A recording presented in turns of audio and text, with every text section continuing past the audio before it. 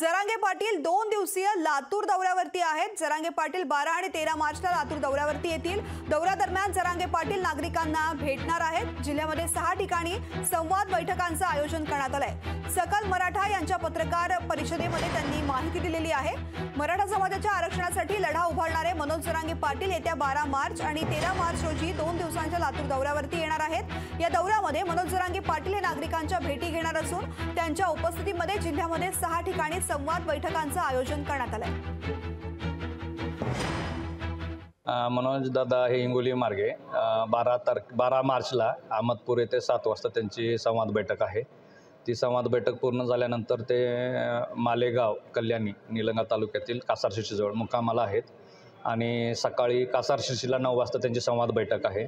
ती बैठक झाल्यानंतर निलंग्याला 11 वाजता त्यांची संवाद बैठक आहे आणि ती झाल्यानंतर लातूरला 12-1च्या सुमारास इथं रुक्मिणी मंगल कार्यालयामध्ये संवाद बैठक आहे आणि ती झाल्यानंतर मांजरा पट्ट्यातील माठेफळ या गावी दुपारी 3 वाजता त्यांची संवाद बैठक आयोजित आहे।